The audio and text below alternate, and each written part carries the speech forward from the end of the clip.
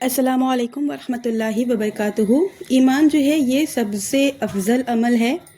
بخاری کی حدیث نمبر 29 اور مسلم کی حدیث نمبر 83 ہے۔ حضرت ابو ہریرہ رضی اللہ عنہ اس حدیث کے راوی ہیں کہ رسول اللہ صلی اللہ علیہ وسلم سے پوچھا گیا کہ سب سے افضل عمل کون سا ہے؟ آپ صلی اللہ علیہ وسلم نے فرمایا اللہ پر اور اس کے رسول پر ایمان لانا۔ پوچھا گیا پھر کون سا عمل؟ آپ نے فرمایا اللہ کے راستے میں جہاد کرنا۔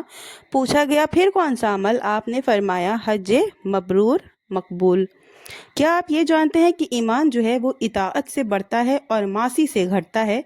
اس کو قرآن اور حدیث کی دلیل سے سمجھیے۔ اللہ تعالیٰ سورہ فتح میں فرماتا ہے وہی ہے جس نے مسلمانوں کے دلوں میں سکون اور اطمینان ڈال دیا تاکہ اپنے ایمان کے ساتھ ہی اور بھی ایمان میں بڑھ جائیں۔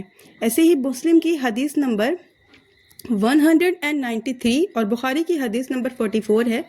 انس رضی اللہ عنہ اس حدیث کے راوی ہیں۔ وہ روایت کرتے ہیں کہ رسول اللہ صلی اللہ علیہ وسلم نے فرمایا جس نے لا الہ الا اللہ کہا اور اس کے دل میں جو برابر بھی خیر ایمان ہو تو وہ ایک نہ ایک دن ضرور دوزخ سے نکلے گا، اور جس نے لا الہ الا اللہ کہا اور اس کے دل میں گیہوں برابر خیر ایمان ہے تو وہ ایک نہ ایک دن ضرور دوزخ سے نکلے گا۔ ایک روایت میں خیر کی جگہ ایمان کا لفظ بھی استعمال کیا گیا ہے۔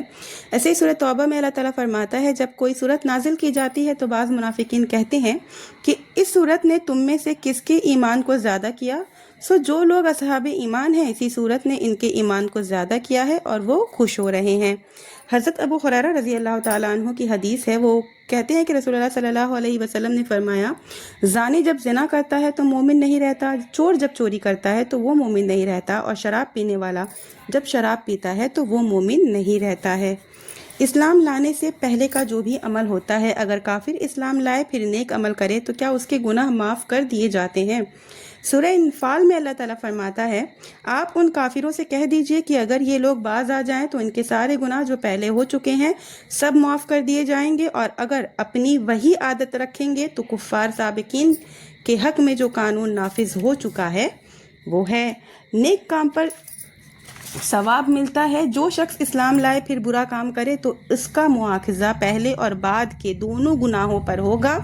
رسول اللہ صلی اللہ علیہ وسلم نے فرمایا کہ اسلام لانے کے بعد جس نے اچھا کام کیا تو اس کا مواخذہ اس پر نہیں ہوگا، اور جو اس زمانے جاہلیت میں کیا اور اسلام لانے کے بعد جس نے برا کام کیا تو اس کا مواخذہ پہلے اور بعد کے دونوں گناہوں پر ہوگا۔ ویڈیو پسند آئے تو لائک شیئر